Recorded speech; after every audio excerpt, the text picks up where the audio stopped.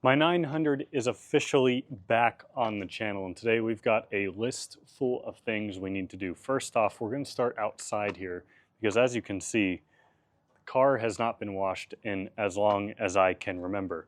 Once we complete that, I want to take the car for a short drive and explain a couple of the problems I've been having recently with it in the handful of times I have driven it. We then need to do an oil change and some basic maintenance. And I want to test out a couple of new toys I got for the garage that can hopefully help us diagnose some issues on this car. I've been seeing a lot of detailers online using leaf blowers to dry cars. Traditionally, when I wash my cars, I just use a rag very gently to dry the cars, but I'm thinking that this method might work out pretty well to actually dry it after we wash it. So I want to check that out today as well. This was like the cheapest one I could find on Amazon with good ratings. It was like 30 bucks.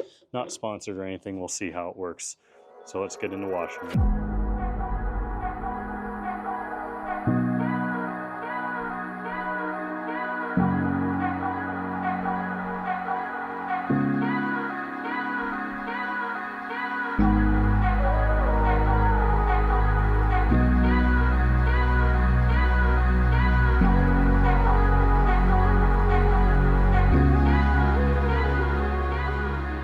I haven't gone over the car detailer yet. Overall, I'd give this method maybe a 7 out of 10. I think on my cars that don't have destroyed paint, this will work a lot better.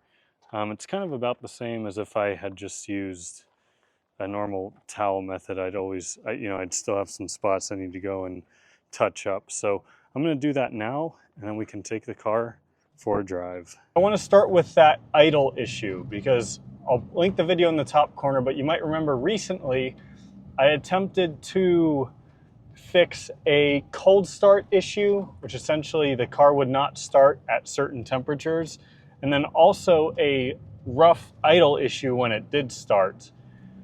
So that video ended in what I thought was an unsuccessful repair. However, as I drove the car more, which for the record is not a ton more, it seemed to kind of fix itself. It would start below 40 degrees, no problem. Knock on wood, I've not had that cold start issue since that video. I did have a hot start issue, which actually left me stranded at the grocery store and I had to call AAA, so that was fun. But the cold start issue, fingers crossed, seems to be mostly fixed. One thing that is intermittently fixed, it seems like, is that idle issue. You might not have been able to catch it on camera, but the car, sometimes it idles perfectly fine. It almost seems like when it's colder out, the car idles better when it's first cold. As you know, as the car warms up, the idle is 100% fine. Like right now, we've been driving only for a minute and it's idling exactly as it should. The other issue I've been noticing as of late is a misfire. I'm getting like intermittent misfires under full load, only in 3rd through 5th gear, like after 3,000 RPM, like 3 to 3,500 or 3 to 4,000. And then sometimes when it's really cold out, it'll misfire a little bit when I'm driving really slow. So I kind of baby it until it's warmed up. So that could be a whole number of things. So we might not fix those issues today, but I at least want to try to diagnose them. So this car is overdue for an oil change. It has been just over 1 year since I did my last oil change, and I've driven it just under 3,000 miles in that time frame. Of course, the car still has a myriad of different issues that we won't go into in this video. I have some parts that we'll hopefully install in a future video to fix a couple of other small issues the car has. For now, we're going to start with an oil change to get that maintenance out of the way, and then I purchased a smoke machine, which should hopefully help me with seeing if I have some vacuum leaks, which could very well be the cause of some of these problems that I'm having.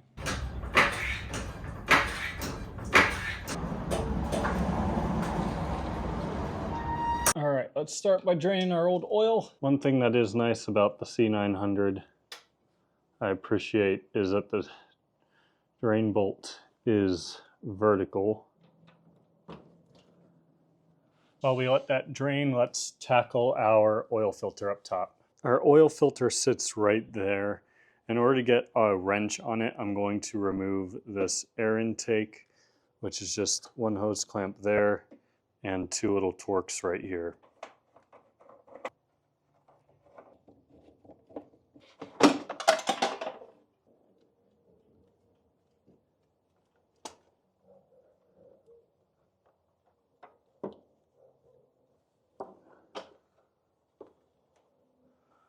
I'm grabbing some oil off the old filter just to rub on this seal here. Some people like to fill these beforehand. I never have. I've never had a problem. The oil we'll be using is this Pennzoil 10W30. You might notice this is not synthetic oil, it's conventional. There's a reason for that, and I'll link that up in the top corner on the video why I explain why I'm using conventional instead of synthetic in this car. On the right side is our oil capacity, 4.2 quarts, courtesy of the Bentley manual. We're going to start by reinstalling our oil filter, but after that we'll reinstall our drain plug. Our drain plug, since it's a 13 mil, should be torqued down to 21 foot-pounds. Just going to clean the surface where the oil filter is mounting to, just in case any debris somehow got in there or gunk. In case you're curious of our filter number, it's right there on the screen.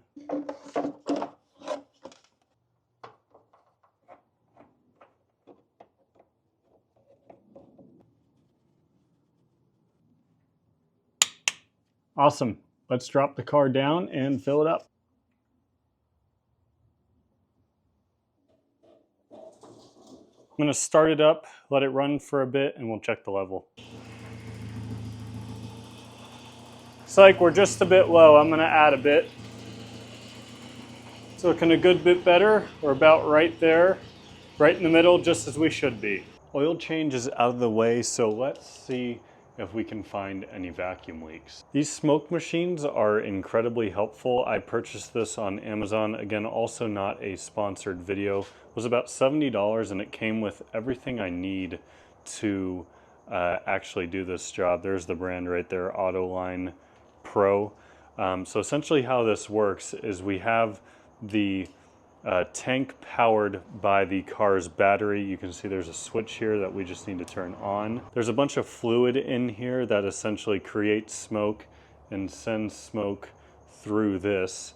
We then plug this into various vacuum ports or different areas, and obviously if there's an air leak somewhere, smoke will come out of it. Now, about every vacuum line on this car was replaced during the engine rebuild, so I don't think I'm going to find any vacuum leaks, honestly, but there's a few places we're going to check. So of course we have vacuum lines all over our intake system, for example. We'll check one right here, we'll check one that goes towards the turbo, and then we also have some behind the throttle body, so we'll check one of the ports right here. We can also check these vacuum lines going in the firewall. There's one by the brake booster, and there's also one over there by the power steering reservoir.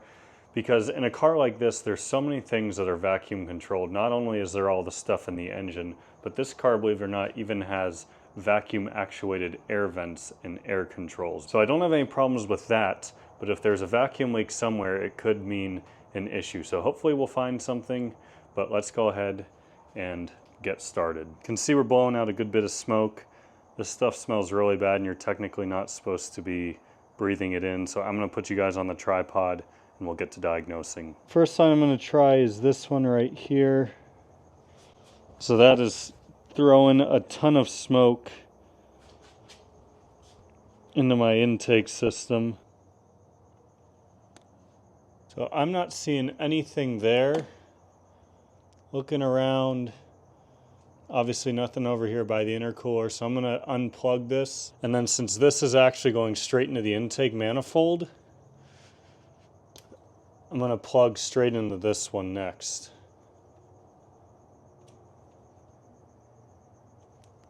Not seeing any leaks going into the brake booster, for example. Not seeing anything where any of these lines are going. We've flooded the whole intake system now. We've got smoke coming out of our intake. So we'll have to stuff a rag in that, hopefully cap it the best we can. It's really not working too well. But I did see a little bit of smoke. You can see it kind of seeping out of the air box right there.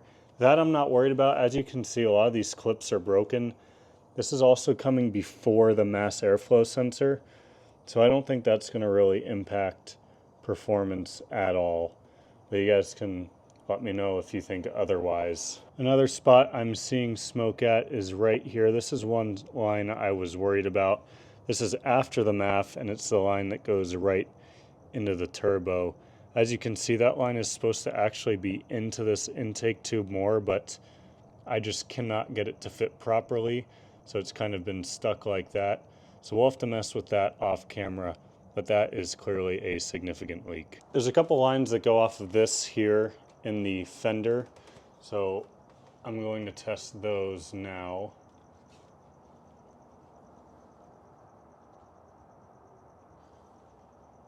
This one looks like it goes into the interior, and I'm not seeing anything there, whereas this one here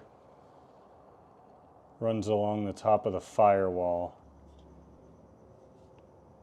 So the only major vacuum leak I'm seeing, or air leak I should say, is on this turbo pipe here, which is still smoking. So I'm going to shut this thing off, and let's see if we can do anything about that. 20 minutes later. Well, this was not fun at all, but I had to take apart just about everything you can see here intake line wise. But I was able to get that pushed in a little bit further. This line is notorious for being a pain.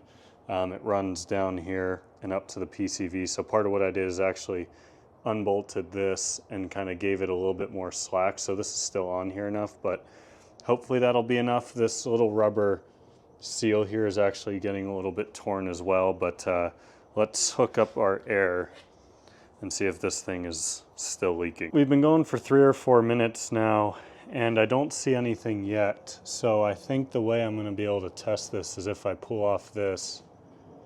Yep, so there's some smoke coming through there, which I think confirms that we have fixed that leak. That is awesome. So I'm going to disconnect this, and let's take the car just for a super quick drive before we talk about what I have planned next for this thing, and hopefully see if maybe this somehow fixed my misfire issue I described earlier.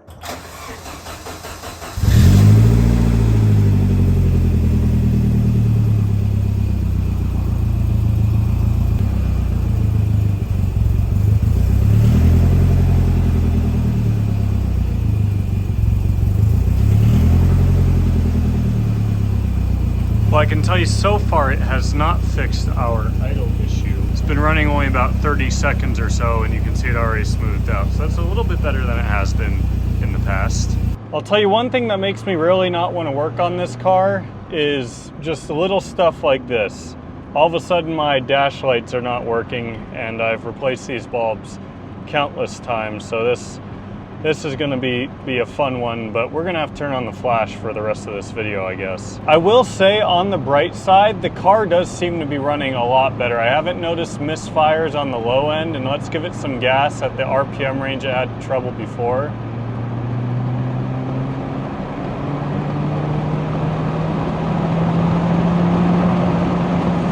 Okay, it did not misfire at all there. Okay. Did we actually fix our problem?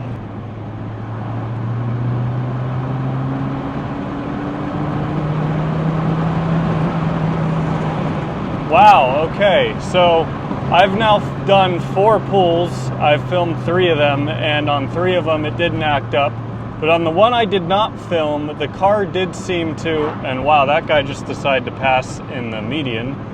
The one I did not film, it felt like it broke up. I didn't look at the turbo gauge, so I'm not, I mean, it feels like it's pulling pretty strong. So I'm just gonna take this as a win. And funny enough, right as I pull up to my garage, one of the dash lights decides to start working again. I will say that if my misfire does come back, the entire ignition system was pretty much rebuilt within the last 2,000 or 3,000 miles. I'll link that video in the top corner for you to watch. I do have new spark plugs, as well as a couple other little parts that we can replace if this issue does come back. So if it does come back, there'll probably be a video shortly on that. If not, then maybe I'll just hold on to those and do them at a later date if the car ever needs them. But I hope you all enjoyed this video. it feels good to feel like we've gotten something accomplished on the 900. At the very least, we did an oil change. So sometimes that's just how it is with these cars. Just got to take every little win that you can. But thank you all so much for watching. If you enjoyed this video, please give it a thumbs up. Consider subscribing if you haven't already. I'm getting so close to 100,000 subscribers. Also, if you want to help support the channel more, I've got a Patreon. I've also got some merchandise. But that's it. I'll see y'all very soon.